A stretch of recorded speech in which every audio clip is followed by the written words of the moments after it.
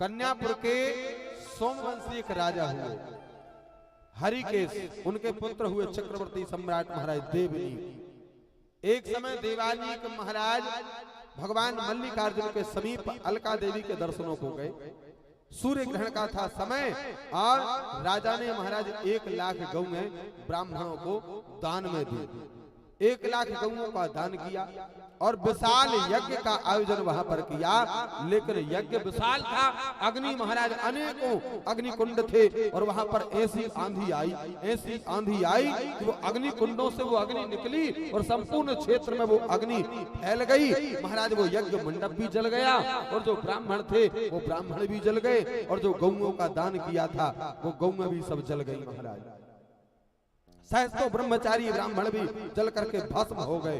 अब राजा को बड़ा दुख हुआ कि राजा तो सत्कर्म करने गया था, लाखों गौएं दान करी और महाराज कितने लाखों ब्राह्मण महाराज यज्ञ भूमि सब विध्वंस हो गया। राजा को बड़ा दुख हुआ। तो राजा ने मन में विचार किया कि जब मेरे द्वारा किया गया इतना बड़ा सत्कर्म देवताओं ने स्वीकार नहीं किया, इतने ब्रह्मचारी ब्राह्मण जल गए, गौएं जल गई, यज्ञ मंडप जल गया, तो अब मैं अपने आप को रखकर क्या करूंगा?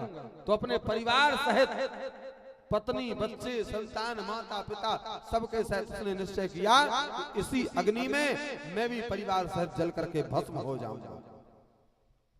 और जैसे ही उसने यह मन में संकल्प किया है महाराज, कहते हैं वहां पर और भी दूसरी जगह से ऋषि मुनि महात्मा आ गए। तो कहा राजन ये क्या करने तुम जा रहे हो?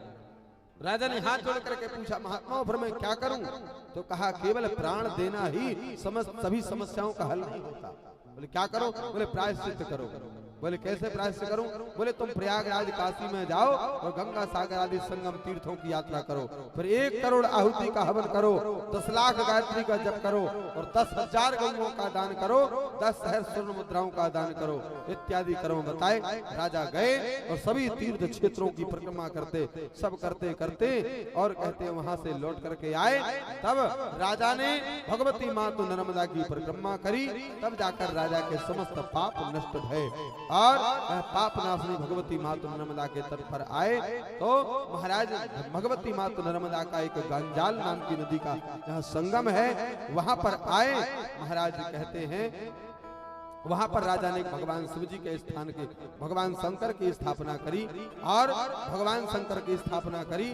तो कहते हैं महाराज गोमती इत्यादि नदी जो है इनमें जो स्नान करने से दान करने से फल की प्राप्ति होती है वो राजा को वहां पर प्राप्ति भई। समस्त गंगा इत्यादि तीर्थों से जल लेकर के आके वहां पर मिश्रित किया।